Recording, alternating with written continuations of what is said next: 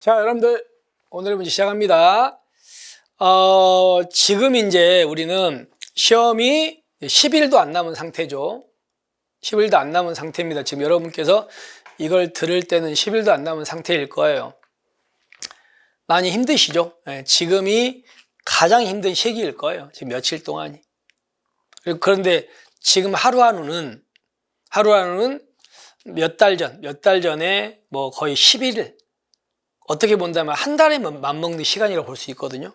그러니까 이런 중요한 시간을 허비하면 큰일 납니다, 진짜. 지금에 와가지고 여러분들 지금 이제 어떻게 하느냐에 따라서 합격이 당락이 결정될 거거든요. 그래서 좀 힘내시고 조금만 좀 참으시기 바랍니다. 자, 그러면 오늘 문제는 계급제하고 뭐요? 직위분류제 뭐 너무 많이 들어보셨죠? 여러분들 알다시피 계급제는 일반적 교양과 능력 가진 사람 채용해서 장기간에 걸쳐 능력이 키워지는 거니까 계급제는 전문행정가요? 일반행정가요? 일반행정가라 그랬죠. 그러면 질문할게요. 일반행정가는 한 가지 일을 아주 잘하는 건 아니야, 그죠? 근데 모든 업무를 전반적으로 조금씩은 다 하는 거지. 그러면 이 사람들은요, 특정 분야의 전문가 양성 합합니까? 여러분, 전문행정가 양성되는 건 어디입니까? 직위분류 그 일만 하니까. 그래서 이것 때문에 했어요. 전문가 양성에 더 적합한 건 직위분류제가 되겠죠. 그 다음에 계급제는 직위분류제에 비해서 인사배치의 신축성. 자, 생각 한번 해볼게요. 계급제는 일반행정가입니다. 그러면 한 사람이 갑자기 사망을 해도 그 사람이 하던 일들은요, 계급제니까 일반행정가들이니까 다른 사람도 이걸 할 수 있어요. 그러니까 한 사람 빠져나가면 바로 대체가 돼요. 근데 직위분류제는 전문행정가죠. 그러면 한 사람이 빠져나가면 그 사람이 하던 그 전문성 있는 일을 누가 대체하기 힘들어요. 그래서 인사배치가 훨씬 더 신축적이고 융통적인 건 뭐라고요? 바로 직위분류제보다는 계급제가 훨씬 더 신축적, 융통적입니다. 잘못됐죠. 그리고요, 직위분류제는 전문행정가니까 그쪽으로 들어왔으면 거기만 해야 되죠. 따라서 전직이 제한됩니다. 그러면 그 일만 하니까 권한과 책임의 한계가 애매합니까? 권한과 책임의 한계가 명확하죠. 전문가니까. 그것만 하잖아. 따라서 이것 때문에 X. 전직 제한은 맞습니다. 그 다음에 직위분류제는 시험, 채용, 전직에 긴 제공해서 인사행정 합리화 맞죠. 그러니까 직위분류제는요, 전문행정하니까 어떤 기준에 따라서 어떤 사람을 앉힐 것인가 이런 기준이 명확해야 돼요.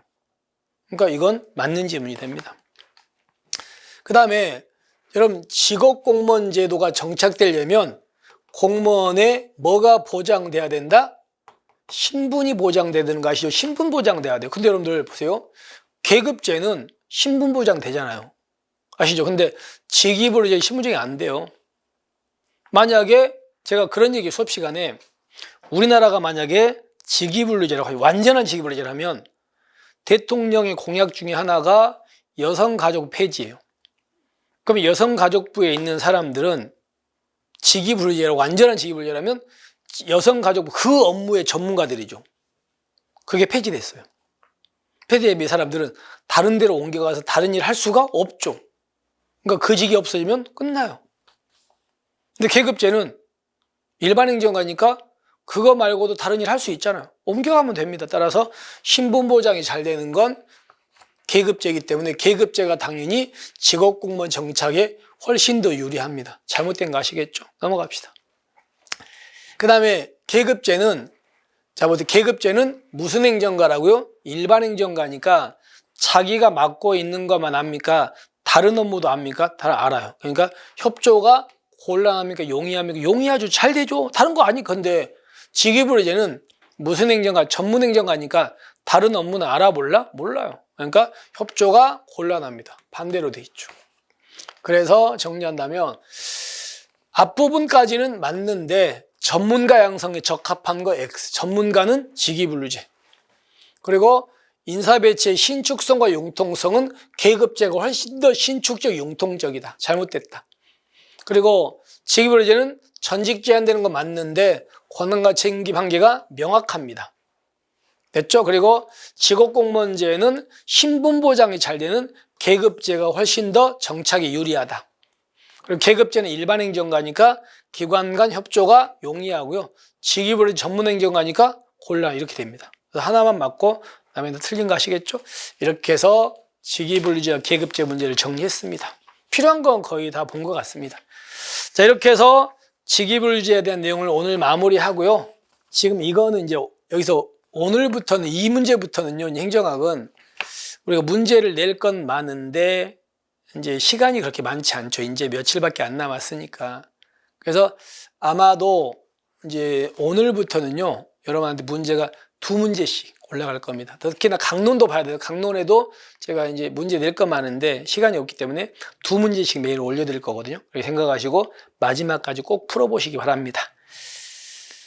자, 그러면 이제 오늘 하나 더 봐야 되니까 하나 더 볼 건 이겁니다. 예산 과정.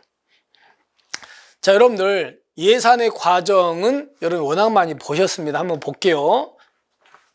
예산의 과정은 자, 예산안에 먼저 뭐가 있다? 편성이 있죠. 예산 편성을 어디서 합니까? 정부가 하죠. 정부가 어디다 갖다 줍니까? 국회에다가 제출합니다. 국회의원들이 모여가지고 예산을 뭐 하는 거예요?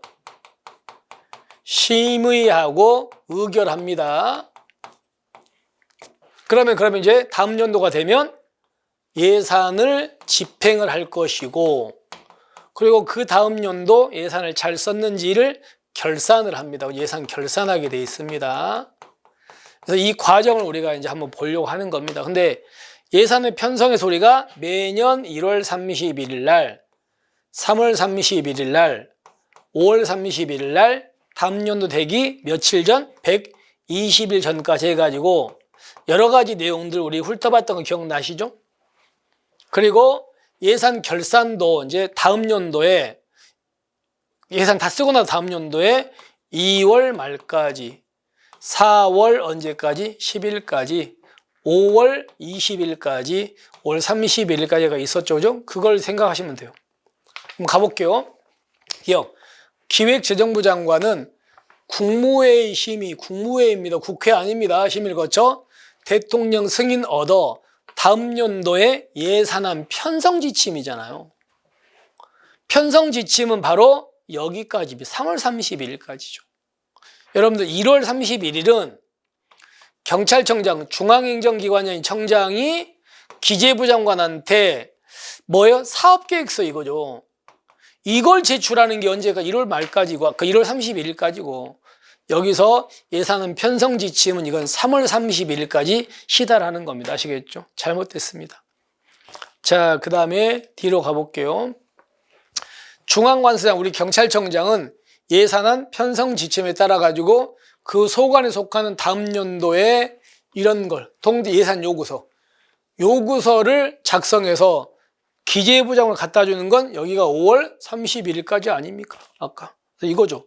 여기까지예요. 여기 예산 요구서 여기까지. 아시겠죠? 그래서 잘못됐다는 거 기억하시면 되겠습니다.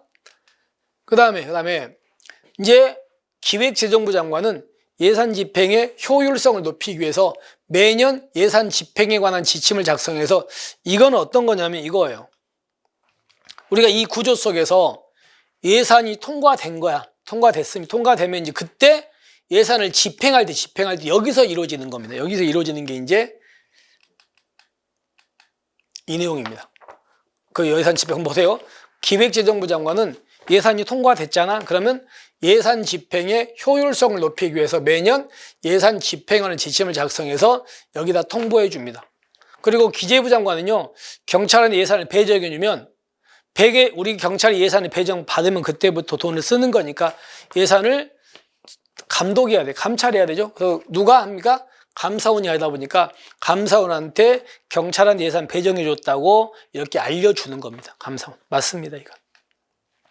그 다음에 중앙관서의 장은 예산의 목적 범위 안에서 재원의 효율적 활용을 위해서 대통령령으로 정하는 바에 따라서 여기 국무회의 심의를 거친 후 대통령 승인인데 이게 어디에 나왔냐면 간부시험에 나왔던 지문입니다. 간부시험이 좀 어렵긴 하죠. 근데 여기를 여기가 뭐냐면 기획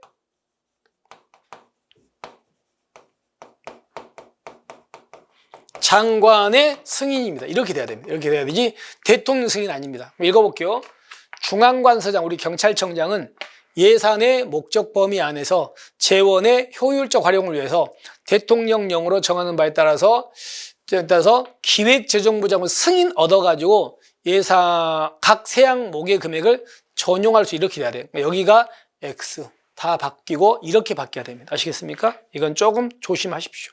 물론 간부 시험이다 보니까 우리 채용 시험에는 약간 좀 어려운 감이 있긴 합니다만 이런 기출점이 있다 이렇게 기억하시면 될 것 같아요. 그 다음에 이제 미음 보시면 중앙관서장은 회계연도마다 작성한 결산보고서, 이 중앙결산보고서를 기재부 장관에게 제출하는 게 언제라고요? 바로 3월 말이 아니고 2월 말이잖아. 2월 말인데 이게 이거예요. 자, 여기 예산 결산 2월 말에 엮여야 하는 일입니다. 됐습니까? 거기까지. 자, 그 다음에 기재부 장관은 회계연도가 대통령 승인 얻은 국가결산보고서를 감사원에 제출하는 건 4월 10일입니다. 자, 그러면 한번 이제 다시 한번 절차로 한번 가볼게요. 자, 2월 말까지 우리 경찰청장이 중앙관서 결산보고서를 기재부 장관에게 제출. 그러면 기재부 장관은 이 중앙결산보고서를 정리해가지고 국가결산보고서를 만들어서 감사원에 제출. 그럼 감사원은 검사해가지고 결과를 5월 20일까지 감사원이 기재부 장관에 다시 알려줍니다. 결과를. 그러면 이제 정부에서는 이걸 정리해서 국회한테 갖다 주는 게 여기까지입니다. 아시겠습니까? 이런 순서죠. 자, 그래서 우리가 감사원에 제출한 건 4월 10일까지라는 걸 기억하시면 됩니다. 이거는 전체적으로 예산의 과정을 통달하고 있냐 이걸 물어보는 문제입니다. 다시 한번 꼭 기억하십시오. 그래서 예산안 편성 지침은 3월 31일까지다. 예산 요구서는 5월 31일까지다. 그 다음에 대통령령 정합에 따라서 국무회 심의 거친 후 대통령 승인이 아니고 누구의 승인이다? 기획재정부 장관의 승인이다. 그리고 여기서 중앙관서 결산보고서는 다음 연도 2월 말까지 제출하는 거다. 그리고 감사원에다가 갖다 주는 건 4월 10일까지다. 됐죠? 이렇게 해가지고 하나만 맞고 나머지 다 틀렸습니다. 그래서 전체적인 걸 한번 여러분 그려보시면서 꼭 숙지하시기 바랍니다. 자, 이렇게 해서 오늘의 문제 마무리하겠습니다. 여러분들 진짜 이제 시험이 이제 진짜 일주일도 안 남았네요. 자, 마지막 없는 힘까지 짜내가지고 마무리 좀 잘하시고요. 우리는 다음 시간에 또 새로운 문제를 찾아보겠습니다. 자, 수고하셨습니다.